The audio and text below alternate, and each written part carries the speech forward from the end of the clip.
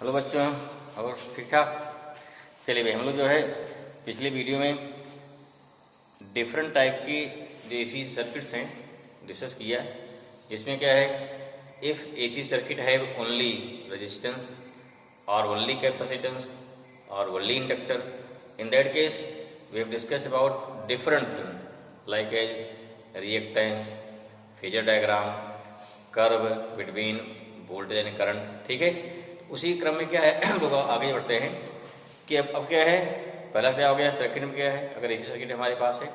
अगर उस AC circuit में केवल रेजिस्टेंस है या केवल कैपेसिटेंस है या कैपेसिटर है और केवल इंडक्टर है, तो हमने उसके डिफरेंट कंपोनेंट पढ़े। अब क्या देखना है कि अगर मान लीजिए सर्किट में दो कॉम्बिनेशन हो जाए, ठीक है, एकदम लॉजिकल है, लॉजिक क्लियर रहे आपको, इससे क्या एकदम न्यूमेरिकल लगने में दिक्कत नहीं होगी, न्यूमेरिकल सारे आपके इजीली आ जाएंगे। ठीक है ना, और न्यूमेरिकल ट्राई लगाइए, आप लोग ट्राई करिए उसके। ठीक है ना, तो नेक्स्ट क्या है, नेक्स्ट बता है वैन एसी सर्किट, अगला फॉर्मूला हो गया when AC circuit, when AC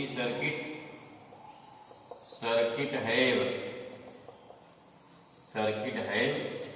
inductor and कहते हैं इंडक्टर एंड रेजिस्टेंस, और यू कैन से रजिस्टर, चाहे रेजिस्टेंस क्या प्रॉपर्टी है, रजिस्टर क्या हो गया, चलिए ज्यादा अच्छा क्या रहेगा रजिस्टर। ठीक है ना, इसे क्या बोलेंगे, जिसे बोलेंगे उसका आएगा, उसका कुछ रेजिस्टेंस आएगा। ठीक है ना, आर मीन्स व्हेन सर्किट है इंडक्टर मीन्स क्या हो गया एल, इसे क्या बोलेंगे, ये हमारा एल हो जाएगा, ये क्या हो जाएगा, ये क्या हो जाएगा, आर हो जाएगा। अगर सर्किट क्या बोलते हैं, व्हेन एसी सर्किट है L R, in that case हमें फिर क्या डिफरेंट है, क्या उसका फेजर डायग्राम होगा, क्या उसके इक्वेशंस होंगे। ठीक है, कौन सा फेज में आगे होगा, कौन पीछे होगा, कितना होगा, ठीक है, कितना इनका रेजिस्टेंस आएगा। अब यहाँ क्या, यहाँ पे आएगा कॉम्बिनेशन ऑफ इंडक्टर एंड क्या हो गया रेजिस्टेंस ना, दो चीज आएगा, इन दो का कंबाइंड हमारा वोल्टेज आएगा, कंबाइंड रेजिस्टेंस आएगा। तो वन बाई वन डिस्कस करते हैं। तो फिगर क्या बनेगा, मान लीजिए क्या हो गया, मान लीजिए हमारा क्या हो गया, इंडक्टर हो गया, क्या हो गया, इंडक्टर हो गया, फिर क्या हो गया, यहाँ पे यही लगा दिया, रेजिस्टेंस लगा दिया, यहाँ क्या लगा दिया, रेजिस्टेंस लगा दिया, एक इंडक्टर हो गया, दूसरा क्या हो गया, दूसरा लगा दिया, रेजिस्टेंस लगा दिया, रेजिस्टेंस लगा दिया इस प्रकार से। फिर क्या है, इसको जोड़ दिया लगा भाई, अब यहाँ सेल लगा, यहाँ क्या लगा दिया, एसी लगा दिया, यहाँ क्या लगा दिया, ये हो गया एसी लगा दिया। ठीक है, तो इसका क्या इंडक्टर हो गया एल, और क्या हो जाएगा यहाँ पे एल हो गया, आर हो गया, यहाँ क्या, यहाँ सोर्स हो गया। तो हमें देखना कि क्या कंबाइंड इफेक्ट क्या आएगा। ये सर्किट क्या, सर्किट हमारा क्या है, इंडक्टर एल है, रेजिस्टेंस आर है, यहाँ क्या है ना, what is V L, voltage यहाँ एल क्या हो गया, प्लस क्या है व्हाट इज आई एल, यहाँ व्हाट इज वी आर, फिर क्या हो जाएगा आई आर, यहाँ V कितना हो गया, applied voltage V0 sign omega T होता ना, I इक्वल टू क्या हो जाएगा, I इक्वल टू हो जाएगा I0 साइन ओमेगा टी। ठीक है भाई, V0 हो गया, I0 हो गया, क्लियर हुआ। Just we know that in case of resistance what happen, in case of resistance voltage and current both are lies in same phase. Here in case of inductor क्या होता है, इन case of inductor हमारा क्या होता है, inductor पर voltage 90 degree क्या होता है, या π/2 लीड करता है, ध्यान रखिए। ठीक है, जितने हम लोग ग्राफ बनाएंगे उसमें किसी एक कांस्टेंट रखिए सब में, जैसे मैंने क्या किया है करंट या वोल्टेज को, हम क्या ग्राफ क्या करेंगे कि इसका जैसे यहाँ क्या हो गया, जो करंट इसकी रहेगी वही करंट इसकी रहेगी, वोल्टेज वही करा देंगे। ठीक है ना, दोनों को ये आगे पीछे रहेगा ना, वोल्टेज लीड करता है, ये सोर्स से वोल्टेज हो गया, इसमें क्या हो गया, इसमें वोल्टेज लीड कर रहा है, यहाँ क्या है, यहाँ दोनों हो गए सेम फेज में। इसे लिख लीजिए, पहले लिखिए, पहले क्या लिखेंगे, लिखो पहले क्या दिखा दिया यहाँ पे, व्हेन एसी सर्किट है inductor L and resistance R, और you can say resistor R. ठीक है, व्हाट इज रेजिस्टेंस, देखो resistance is the property of conductor, और रजिस्टर क्या है, दैट मटेरियल। हाँ, कभी पूछा जाता है what is the difference between resistance and resistor, it should clear. Resistance is the property of any material which opposes the flow of electric current from that material, ठीक है ना। एंड रजिस्टर क्या है, that material, the material which opposes that thing, या which opposes the flow of current. क्या हो गया, in inductor voltage lead pi by 2 in phase पढ़ चुके हैं by current, and in resistance AC voltage and current are like in same phase, दोनों क्या है, सेम फेज में। अब इक्वेशन क्या हो गया, नीचे क्या हो, therefore equation of AC voltage and AC current in this circuit, note down. Therefore नीचे लिखिए फट से, क्या हो जाएगा, therefore equation of AC voltage and AC ना या अल्टरनेटिव करंट इन दैट, तो क्या हमारा है करा, therefore the equation of AC voltage and AC current कितना हो जाएगा फॉर दिस सर्किट। ये हमारा सोर्स के लिए हो गया, सोर्स के लिए V zero sine omega t, I equal to I zero sine omega t लिखा है। रेजिस्टेंस पर क्या होता है, वोल्टेज करंट सेम फेज में होता है, जो फेज हमारा क्या है, सोर्स का है। पीछे बता भी चुके रेजिस्टेंस, वहां पहले कर लीजिए एक बार, जिससे पूरा याद हो जाएगा। तो देखो दोनों क्या, बोथ आर सेम फेज, ठीक है। जैसे जैसे वोल्टेज बढ़ेगा वही आर अप्लाई होगा, और जैसे आर पर वोल्टेज अप्लाई होगा वैसे वैसे करंट क्या होती है, चेंज होती है। बट इंडक्टर में ऐसा नहीं होता है, यहाँ करंट बढ़ेगी अपोज करेगा उसका, हमने बताया था बढ़िया से ना कि कैसे इंडक्टर पर अपोजिशन होता है। चलिए यहाँ कितना हो गया हमारा, तो यहाँ पर वी आर के लिए सेम फेज, वी एल के लिए,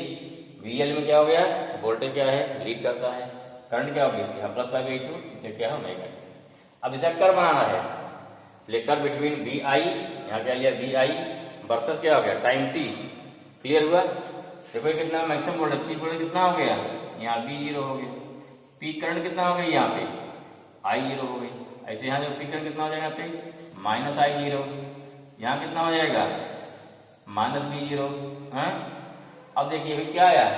ये किसका इक्वेशन हो गया, इक्वेशन है बी। अब बी कौन कौन सा है, बी इक्वल टू क्या है, V equal to V zero sine omega t है। यही क्या, यही आपका बी आर भी है, देखो ध्यान से, यही बी है यही बी आर है, सेम, क्लियर हुआ। करंट देखो ये जो डॉट वाला करंट है, करंट हमारी आई क्या है, आई जीरो साइन ओमेगा टी है ना, आई जीरो का आई कितना है हमारा, यहाँ पे आई कितना है, आई इक्वल टू है आई जीरो साइन ओमेगा टी है, और यही क्या है, यही आपका आई आर भी है, यही आई एल भी है, तीनों ग्राफ में क्लियर हो जाना चाहिए। अब देखो बी एल नहीं मिला, सब मिल गया ना, बी एल क्या है, जब यहाँ टी जीरो पुट करेंगे तो इसमें बी जीरो मैक्सिमम है, क्या टी यहाँ जीरो पुट करो, जब यहाँ जीरो पुट करेंगे क्या हो जाएगा, तो यहाँ गया साइन पाई बाई 2 अर्थात बी जीरो। अगर बी जीरो हो गया तो ग्राफ कहाँ स्टार्ट होगा, इसके पीक पॉइंट से, यहाँ चलेगा फिर यहाँ आएगा ना, फिर यहाँ से मैक्सिमम जाएगा, फिर यहाँ इस पे आएगा। तो बनाइए ग्राफ बनाते हैं, कितने ठीक वे को यहाँ लिख देते हैं, क्या हो जाएगा, ग्राफ चलेगा ना, यहाँ से यहाँ गया, फिर क्या होगा, फिर यहाँ से निकलने के बाद क्या हो गया, ग्राफ को यहाँ चलेगा यहाँ जाएगा, फिर यहाँ से मैक्सिमम पाएगा, आगे बाद फिर क्या आगे बढ़ गया, फिर आगे मुड़ेगा, तो यहाँ कितना हो गया, टी बाई 4 हो गया, टी बाई 2 हो गया, यहाँ 3 टी बाई 4 है, टी बाई आगे फिर बढ़ेगा, यहाँ पे जाके हम मैक्सिमम फिर मुड़ेगा, ऐसे भी जा रहा आगे, ठीक है। ये भी क्या हो गया, ये भी आगे निकल जाएगा इस तरह से। तो यहाँ क्या हो गया, ये हो गया आपका बी एल, कितना हो गया V L, V zero sine omega t plus pi by 2, ये क्या हो गया हमारा, ये हो गया बी एल हो गया। आई तो क्लियर, समझ में आया क्या हो गया, ये हमारा कितना हो गया, ये बी एल हो जाएगा, ठीक है। कितना हो गया, देखो बी एल आ गया, यहाँ बी आ गया, बी आर आ गया, आई में यही तीनों सेम फेज में, omega T omega T omega T, तो आई हो गया, आई आर हो गया, आई हो गया। आई तो क्लियर आया समझ बढ़िया से। अब क्या बनाएंगे, अब बनाएंगे इसका फेजर डायग्राम। क्या बनाना है, फेजर डायग्राम। अब देखिए फेजर डायग्राम जो बनाएंगे उसको रोटेटिंग में नहीं बनाना है, बहुत ही क्या हो जाएगा, बन सकता है उसमें भी, लेकिन क्या होगा उसमें रोटेटिंग थोड़ा दिक्कत करेगा ना। उसी बी है, उसी बी आई, उसी बी आर है, आई आर है, ठीक से, फिर बी एल दिखाना है, आई एल दिखाना है। ब्रांच बना सकते हैं, चलो ब्रांच दिखा देते हैं, ठीक है, दोनों ब्रांच दिखा देंगे, लेकिन मेन क्या है, जो मेन लेंगे हम क्या करेंगे, वो रहेगा जो दूसरा वाला था एंगल वाला, उससे सारे सवाल सॉल्व होंगे, ठीक है ना। तो नेक्स्ट लिखते हैं क्या, फेजर डायग्राम। जैसे हमने क्या बनाया, फेजर डायग्राम, ध्यान समझिए। यहाँ क्या है हमारा, ये हुआ छोटा सर्किल किसके लिए हो जाएगा, छोटा सर्किल हो जाएगा हमारा फॉर करंट के लिए, जो करंट वेरिएशन क्या होता है, करंट का वेरिएशन वोल्टेज से छोटा होता है, ये वोल्टेज के लिए हो गया। ठीक है, आप देखते हो ना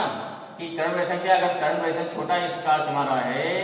वोल्टेज क्या होता है, वोल्टेज यूं होता है। ये फर्स्ट हाफ हो गया, ये दोनों फर्स्ट हाफ हो गया ना यहाँ तक, फिर नेक्स्ट हाफ हो गया, नेक्स्ट हाफ दोनों आ गया नीचे, फिर अब नेगेटिव हाफ पे आ रहा है, नेगेटिव हाफ जा रहा है, फिर नेगेटिव सिर्फ जीरो पे आ गए, जीरो पे आ गए। एक पूरा क्या है, एक वेरिएशन वाला क्या है, जैसे एक प्रकार से पूरा सर्किल होता है। ठीक है, इसको दिखा दिया आगे। देखो आई क्या है, ये क्वेश्चन देखा पीछे, आई ओमेगा टी है, आई आर ओमेगा टी है, आई एल ओमेगा टी है, सारा आई ही सेम हो गया। वी और वी आर सेम डायरेक्शन पे, वी एल क्या है 90 पे है, दिखा दें, क्लियर होना चाहिए एकदम। अब देखो हमें क्या चाहिए, इसके लिए हमको चाहिए वी एल में वी आर कंपेयर करना है, इससे कोई मतलब, इसका कोई मतलब नहीं। ठीक है ना, इसलिए क्या हो जाएगा, इधर मान लो वी आर है, वी एल क्या हो जाएगा 90 डिग्री आगे हो जाएगा, ये वी एल आगे। क्लियर होगा, आई क्या हो जाएगा, बड़ी आई, आई की डायरेक्शन में है, आई हमारा क्या है वी आर में है, लेकिन बड़ी थोड़ी छोटी है, तो देखो ये क्या है, दिस इज रिजल्टेंट, ये हमारा क्या करंट आ गई, करंट हमारी कहाँ यही रहेगी, यही आपका आई है, रिजल्ट क्या है, यही रिजल्टेंट करंट है ना, यही आई है, यही आर, सब कुछ है। ठीक है, अब देखो यहाँ V R P L both are कितने एंगल पे हैं, 90 पे हैं, अगर दो 90 पे हो गए तो हमारे रिजल्टेंट क्या आएगा, ये इनका आएगा रिजल्टेंट आएगा। इसमें क्या हो गया, ये हो गया रिजल्टेंट वोल्टेज, क्या हो गया वोल्टेज, कितना आएगा इसको मिला दो भाई, वोल्टेज आया, अगर मिला दीजिए, अगर जैसे ना पॉइंट ओ हो गया, ये पॉइंट ए हो गया, ये पॉइंट क्या हो गया, अगर ये पॉइंट बी हो गया, ध्यान समझिए, ये क्या हो गया रिजल्टेंट करंट हो गई हमारी, ओ सी बी क्या है रिजल्टेंट करंट इस डायरेक्शन में है, और इधर क्या हो गया रिजल्टेंट वोल्टेज, तो रिजल्टेंट वोल्टेज और करंट के बीच में जो एंगल बना इसे बोलते हैं फेज एंगल। ठीक क्या हो गया, ये क्या हो गया फेज एंगल हो गया। क्लियर हुआ आया समझ में। अब देखिए यहाँ रिजल्ट में वोल्टेज दोनों नो डाउट सीरीज में है, सीरीज होने के बावजूद यहाँ दोनों सम नहीं होगा, यह पूछा जाता है, दे दिया इंडक्टर कितना वोल्टेज 30 है, वहाँ कितना 40 है, तो टोटल वोल्टेज 70 नहीं आएगा, तब कितना आएगा, क्योंकि यहाँ फेज में दोनों का फेज सेम नहीं है, अगर फेज सेम नहीं है वी आर वी सेम नहीं है। देखो यहाँ ध्यान समझिए, no doubt voltage is scalar quantity but here we take phase, what is phase, phase क्या बताते हैं, phase the physical quantity which represent direction and position of any physical quantity ना, तो डायरेक्शन नहीं शो कर रही है, अर्थात वी एल डायरेक्शन कुछ और है, वी आर डायरेक्शन कुछ और है, डायरेक्शन नहीं वेरिएशन ना हो रहा उनका। ठीक है, एल में दोनों साथ साथ वेरी नहीं कर रहे हैं, अगर नहीं कर रहे हैं तो क्या रिजल्टेंट वोल्टेज क्या होगा, resultant total voltage total sum नहीं होगा, तब क्या होगा, यहाँ क्या लिखेंगे, since we are this is the phasor diagram, क्या हो गया फेजर डायग्राम। अब क्या लिखेंगे, नेक्स्ट क्या निकलेगा पॉइंट आएगा अगला, तो फेजर हो गया। अब आएगा रिजल्टेंट वोल्टेज, क्या लिखेंगे रिजल्टेंट वोल्टेज कितना आएगा भाई, वोल्टेज क्या लिखेंगे, since B L and B R क्या होगा भाई म्यूचुअली परपेंडिकुलर, देयरफॉर क्या हो गया, देयरफॉर रिजल्टेंट वोल्टेज। ठीक है, क्या निकालेंगे, देयरफॉर रिजल्टेंट वोल्टेज क्या बता दिया, व्हाट इज रिजल्टेंट वोल्टेज, क्योंकि V L and V R mutually perpendicular, कैसा है यहाँ क्या लिखा mutually perpendicular, that's why resultant voltage. अगर म्यूचुअली परपेंडिकुलर है, दोनों को फेज अलग है, फेज मानने की डायरेक्शन अलग हो गई, इसलिए जुड़ रहा है यहाँ पे। ठीक है, तो रिजल्टेंट वोल्टेज कितना v equal to under root V L square plus V R square, क्योंकि दोनों परपेंडिकुलर हैं, या दोनों क्या है कहाँ से हो रहे हैं, को इनिशियल लगा दिया आपका लॉगरिथम, cos 90 जीरो हो जाएगा। ठीक है, तो v इक्वल टू कितना हमारा इतना आ गया रिजल्टेंट वोल्टेज। करंट कितनी आएगी देखिए, व्हाट इज करंट, यहाँ क्या लिखेंगे रिजल्टेंट करंट में क्या सॉरी इफ है करंट फ्लो किसे ना, इफ करंट क्या हो गया, if current in the circuit is कितना आई, हमला क्या हो गया, this shows v equal to कितना हो जाएगा, v equal to under root I X L, या वी कितना होता है आई एक्स एल, ठीक है ना, एल को लेके उसका इंडक्टर का resistance I into R whole square, ये कितना हो गया B equal to root I square common लीजिए, एक्सएल प्लस क्या हो गया आर स्क्वायर, क्या हो गया XL square plus R square, I बाहर निकलेगा, बिल्कुल निकलेगा, कितना हो गया XL square plus R square, ठीक है भाई, आई नीचे लाइए तो बी अपान आई कितना हो गया root X L square plus R square, समझ में आया, ठीक है, क्या निकला भाई इससे, अब क्या निकल रहा है, देखो बी अपान आई क्या होता है रेजिस्टेंस, तो यहाँ क्या बोलते हैं, इसका एक नया नाम दिया गया है, अगला पॉइंट इसे क्या बोलते हैं, इसे बोलते हैं इम्पीडेंस बोलेंगे, क्या बोलते हैं इसे इम्पीडेंस, इसका सिंबल क्या होता है जेड, इधर आ जाओ फिर, इसमें क्या हो गया तो B upon I just like resistance but this resistance is known as Z equal to क्या हो गया root X L square plus क्या आर स्क्वायर, ऐसा लिख दीजिए, ठीक है, और जेड कितना हो जाएगा, कितना हो गया तो ओमेगा एल होगा ना, एक्चुअली कितना ओमेगा एल प्लस क्या हो गया आर स्क्वायर अंडर रूट, दोनों सही जो भी लिखिए, ठीक है, दोनों सही ना, जेड इक्वल टू कितना हो गया root omega L square plus कितना हो गया आर स्क्वायर, इसे क्या बोलेंगे, देखिए इसको ना कहा गया रिएक्टेंस ना कहा गया रेजिस्टेंस, बिकॉज इस combination of R and XL, और कहां पे डिपेंड करेगा फ्रीक्वेंसी पे, मतलब इसका रेजिस्टेंस क्या है लगातार, मतलब इस सर्किट का रेजिस्टेंस क्या है कांस्टेंट नहीं रहेगा, this change at change the frequency, that's why this new resistance is known as क्या हो गया, इसे बोलेंगे इम्पीडेंस, ध्यान रखिए नया नाम आ गया जेड इम्पीडेंस, एंड यूनिट क्या होगी and its unit, its and क्या होगा भाई इट्स यूनिट, क्या हो गई unit is ohm, this means what, ये भी आपका रेजिस्टेंस, ये कोई नई चीज नहीं है, ये भी आपका एक बार रेजिस्टेंस ही है, अंतर क्या है कि नाम क्यों चेंज कर दिया गया जिससे पता लगे हाँ कि किसका है, ठीक है, इम्पीडेंस माने के यल दो कॉम्बिनेशन है, क्लियर हुआ, last what is phase angle, phi कितना ये पूछा जाता है, देखिए आपसे करंट पूछा जाता है, इम्पीडेंस पूछा जाता है, रिजल्टेंट वोल्टेज पूछा जाता है, इसका ग्राफ पूछा जाता है, फेजर डायग्राम पूछा जाता है, कोई एक दो चीज पूछा जाएगा, तो इसको इतना बढ़िया से पढ़िए से क्या है क्लियर रहेगा, ठीक है ना, कि बुक में क्या सब चीज दिया है, इतना आगे पीछे दिया गया है, थोड़ा डिस्टर्ब करता हो, ठीक है ना, चलिए अब क्या निकालेंगे, नेक्स्ट पॉइंट क्या हमारा हो गया रिजल्टेंट क्या फेज या फेज एंगल कितना होगा, है रिजल्टेंट फेज ना, क्योंकि आर का और फेज है, वोल्टेज ना अलग है, करंट देखो क्या किया सारी करंट माना सेम डायरेक्शन में, करंट साइज सेम फेज में हो गया ना, तो यहाँ की वोल्टेज का सेम फेज में नहीं है, किस पे आर और बीएल पे, ये क्या निकालने से हो गया रिजल्टेंट फेज एंगल, क्या निकलेगा फेज और क्या हो जाएगा फेज एंगल, ठीक है भाई, चलो क्या हो गया फ्रॉम क्या लेंगे भाई phasor diagram, from phasor diagram क्या होगा, देखो यहाँ पे इस एंगल में in triangle O E B दिख रहा बढ़िया से, क्या हो जाएगा ये हो गया tan, इसको फाई मान लिया, क्या मान लिया भाई फाई मान लिया, कितना फाई है देखो A B upon O B आ जाएगा ना, A B upon O B आ गया, ए बी कितना है इधर बीएल है, इधर क्या दिखा दे रहा है बीएल, इधर क्या दिखा दे रहा है बी आर, इधर क्या है ओबिन क्या हमारा है ओबिन बी आर है, मीन्स क्या हो गया ये हो गया tan फाई इक्वल टू पहला formula BL by B R, अगर आपको वोल्टेज दिया गया है तो in term of potential in term of voltage है क्या फाइंड कर सकते हैं आप in term of voltage tan phi equal to कितना हो गया BL by B R, phi कितना हो जाएगा देयरफॉर फाई कितना होगा फाई हो गया tan inverse B L by B R, ये पहला फार्मूला हो गया, क्लियर हुआ, दूसरा क्या बनेगा और फाई इक्वल टू कितना हो गया tan inverse what is BL I XL, यहाँ कितना हो गया आई आर हो जाएगा, ठीक है भाई कैंसिल होगा,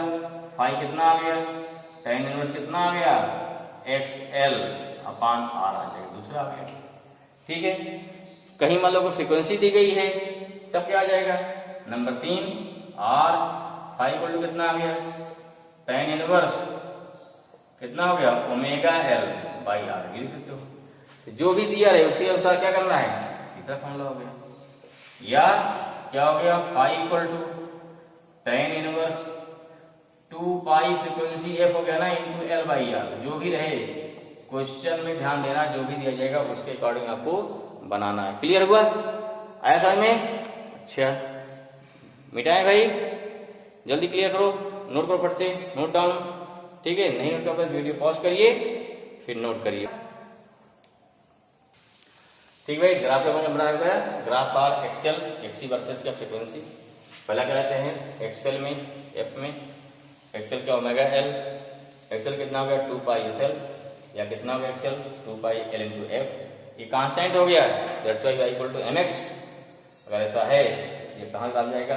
है y equal to M X plus C, C 0 हो गया, ग्राफ कहाँ जाएगा, ओरिजिन से।